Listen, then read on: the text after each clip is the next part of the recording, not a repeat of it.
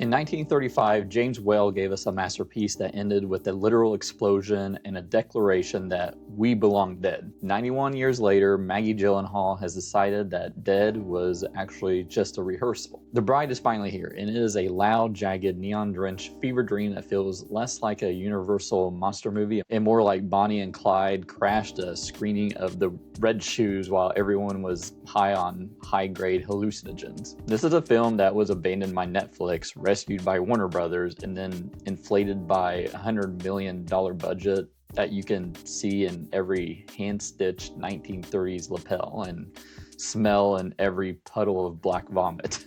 It's an avant-garde gangster musical horror experiment that asks the audience to keep up or get out of the way. The aesthetic here is Dust Bowl glamour.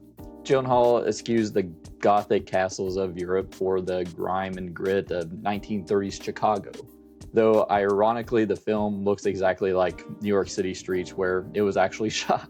It's tactile, it's sweaty, it's captured with a kinetic, dizzying energy that makes you feel like the camera itself is a reanimated corpse. We're going to break down whether this high-stakes gamble with Warner Brothers is a visionary triumph of female rage or just a chaotic over-budget identity crisis. The year is 1935. We find a version of Frankenstein's monster simply called Frank, played by the transformative Christian Bale, who is a far cry from the grunting, flat-headed brute of cinema past. This Frank is a tragic, lonely cinephile obsessed with the escapism of Hollywood musicals and the dapper grace of matinee idols.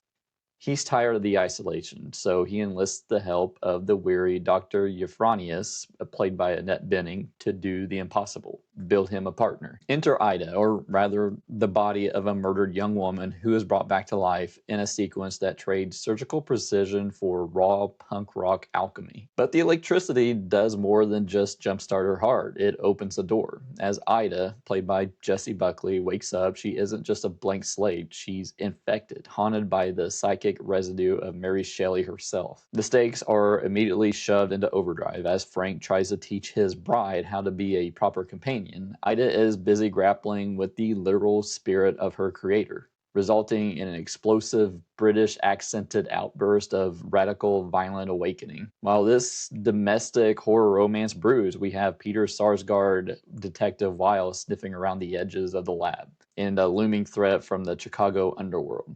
It's a collision course between a woman discovering her own agency and a monster looking for love in the back of a movie theater, in a society that isn't ready for either of them. Before we get into the meat of the performances, we have to talk about the radioactive cloud hanging over this production. This movie is a miracle of stubbornness. It started out as a $65 million Netflix project, but when Gyllenhaal refused to budge on her vision or her zip code, the budget spiraled. She insisted on filming this in New York City to stay close to home, effectively slapping a home tax on the production that added 20% to the cost compared to a sensible shoot in Toronto. Netflix blinked, Warner Brothers stepped in, and suddenly we're looking at a $100 million plus horror experiment that needed $20 million in emergency surgery after test screenings left audiences dumbfounded. The industry whispers are wild.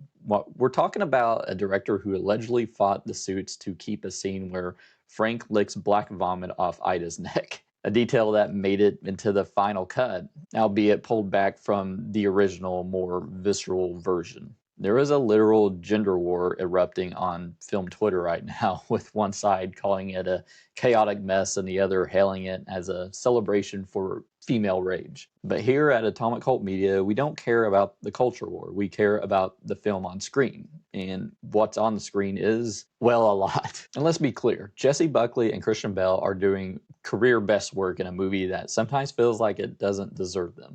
Buckley is a lightning rod. When the Mary Shelley persona takes over, she goes into these explosive, high-octane tanker rants. If you watch wrestling, think timeless Tony Storm from AEW, complete with the sharp British accent and the snarl that could strip paint. Bale's Frank is the heart of the film. There's a sequence where he's having a full-blown sensory meltdown, and the only cure is to slip into a movie theater and bathe in the light of a Hollywood musical. And I felt that in my soul. When these two are on screen together, especially during the Puttin on the Ritz dance sequence, the movie clicks, I think. It's weird, it's rhythmic, and it's actually pretty moving at times. I think the problem is everything else. This movie insists on being 3 different genres at once, and it fails at 2 of them. There's a subplot involving Peter Sarsgaard as a detective and a group of 1930s gangsters that feels like it belongs in a completely different, much more boring movie. Every time we cut away from the lab or the romance to focus on the police interest, the tension kind of evaporates and the pacing kind of takes a nosedive. I'm just not as engaged. It's a classic case of a director having too much money and not enough no. I think the most polarizing element is undoubtedly the Mary Shelley possession. The idea of a creator quite literally haunting the narrative is a fantastic high concept hook, but the execution is messy. When Mary Shelley starts talking about how she was never able to write the book that she truly wanted and decided to insert herself into the story as a form of a Tourette-style outburst, it's a bit much. It's a meta-commentary that feels more like a first draft than a finished thought. And if you're going to introduce Mary Shelley like this is her story, you better have a fucking banger story. And unfortunately, this is not a banger story. And it's kind of an insult to Mary Shelley, I think, in a way. And compared to something like Poor Things, which handled the reanimated woman fighting agency trope with surgical precision, The Bride feels like it's throwing paint at a wall and screaming, art! There's some crazy stuff that happens in the third act, and I won't touch here. We're talking major shifts in the social fabric of this alternate Chicago, and a climax that will leave people arguing in the parking lot. But I won't go into it here. This is spoiler free, but check out my ending explain. If you're a casual viewer looking for a spooky Friday night jump scare fest, stay far away. You will be confused, annoyed, and possibly offended by the lack of a traditional plot. But if you're an atomic cult diehard, the kind of person who misses the days when movies were allowed to be beautiful, expensive failures, you need to see this. It looks incredible, the sound design is fantastic, and even the parts that don't work are fascinatingly broken. It's an interesting mess that I don't regret watching, even if I spent half the runtime wishing they cut the gangster subplots and just let Buckley and Bale dance in the ruins of 1930s Chicago.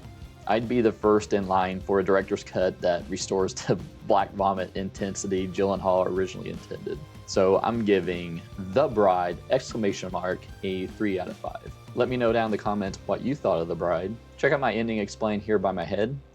And YouTube thinks you'll like this other video that's by my head. And I'll see you later.